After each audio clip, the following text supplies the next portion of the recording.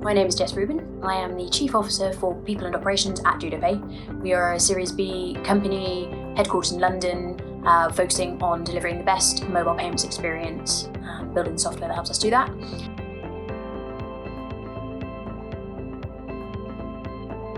I really struggle with a fear of failure, and that always feels ironic to me because as a leader in a startup, I spend a lot of time talking to my teams about the importance of failure, of moving fast, breaking things, and the important thing being about what you learn from those failures. If I had to kind of trace that back, I went to very academic school, did my undergrad and masters at Oxford, and was a product of an education system where failure would never really seem to be an option. And a lot of my identity and my confidence kind of came from knowing that I could be above average in what I was doing.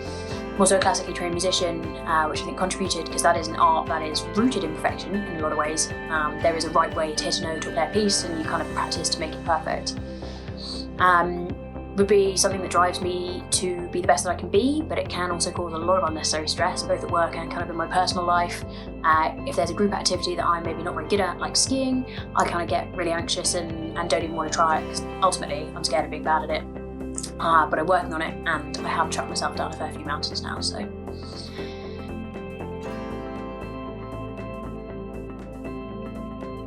I always held a strong aversion to the corporate world, and kind of all my friends were looking at becoming bankers and lawyers and going down those more conventional routes. And I was graduating in 2014, so not even that long ago, but no one was really talking about entrepreneurship as an option. So I left university, had 2 degrees, and no idea what I wanted to do with my life. I did have a strong desire to change the world, so I started out in the charity sector, teaching kids who'd been in prison and basically trying to get them to take their GCSEs in English and Maths so that they could get onto an apprenticeship, and ultimately you're looking to break the cycle of reoffending because the kids are off the street.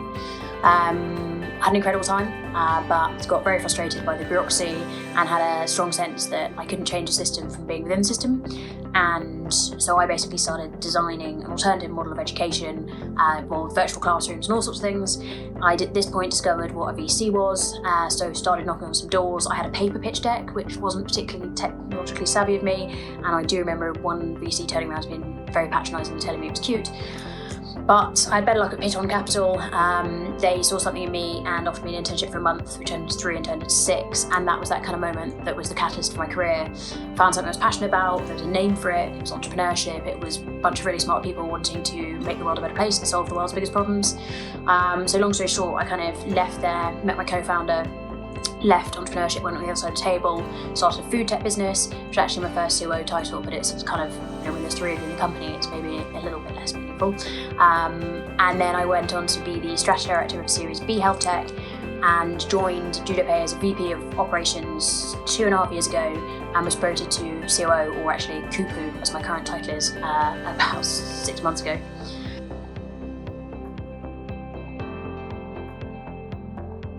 Well, probably most of us are going to sit here and say there is no such thing as a typical day for a COO because of the breadth of the role. So I guess talking about the day that I would aim for, that would be one where I'm up at 5:30, I interact with nature in some way, hopefully do a workout outdoors, do a meditation, do some journaling with a coffee, focusing on my gratitudes and also writing out my goals, so personal and professional, which would normally take me to say 8:15, 8:30, 3 days a week. I'm then on a Zoom call with my senior leadership team just to align on our priorities and share key updates. And then from there on in, it's likely some sort of Zoom vortex. I guess in my role, my key focus is on leading, and I've gone through that curve of kind of do, manage, lead. So to lead well, I need to give people a lot of time to help them with their projects and their focuses and guide them where their time should be going. If I'm not in meetings, I try to be brutally efficient with that time. I use the Moscow framework. I get my OKRs up and I say, this is what I must have today, this is what I should do, and this is what I won't do. And I always start the day with an intention of being proactive, but probably 40% of my time is going on reactive things that come up through the day. The rest of the day, trying to kind of get outside enough time to get some fresh air, trying to wrap everything up by 7, and trying to be brutally, militant in sticking to at least half an hour of reading either a fiction or non-fiction book before I go to bed.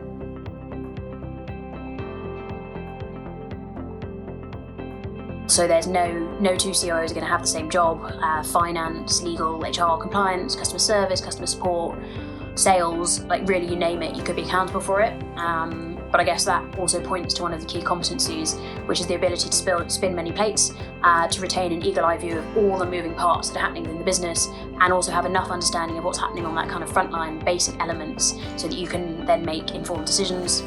You need to be confident in your own ability, able to challenge your colleagues at all levels, and well, I guess that's stakeholder management really. I'd also say you need to be comfortable not being the most liked person. A lot of the tough conversations and decisions are going to come down to you.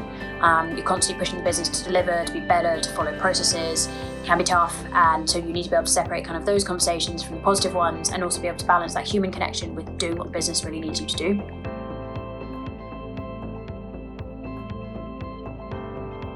Know your core competencies. I think that's really important for the COO role because of the breadth of it. So for instance, I know that I love the people side of things, but I'm really not the best person to run the company finances. So knowing which angles you love, which you'd like to improve on, and which you're actually not going to really touch is very useful in kind of helping CEOs or MDs craft that perfect role for you. I guess I'd say this for anyone, but build something, like in terms of your resume, make sure to prove that you're a doer, whether it's a website or just have those kind of passion projects on the side. That just proves that you're able to do lots of different things and focus your energies where you love spending time. Definitely on that front, follow your passions. As I say, a COO gig is enormously rewarding, but it's also difficult, and it really helps to care deeply about those kind of core problems that you are solving with your business. And final piece of advice would be, when I think about my own career, I always think of it as a mission to amass knowledge, skills and network so that I can kind of maximise my impact in whatever role I'm in. My advice here would be that actually of those three aspects, network is probably one of the most valuable. In terms of my own experience, like I've actually never had a job that I found on a job posting. They've all been with founders or CEOs that I was introduced to, that I kind of made an effort to get to know over a number of months, and then impressed them over time with what I was doing, and ultimately then rang them up saying, hey, I'm looking for my next move. Absolutely not to say that those jobs were handed to me on the plate. I think it was a 7-round process to get to Judopay, but if you're looking to make those kind of career jumps, someone is going to have to take a chance on you, and in order to maximise the chance of success that someone will take that chance on you, is really, really important that you've kind of got that track record of proving your worth, both in your job, in your relationships with those people, and in what you do outside of work. So yeah, always go for coffee, always say yes for coffee, and always see all of those opportunities, and every professional opportunity has a chance to be ultimately selling yourself.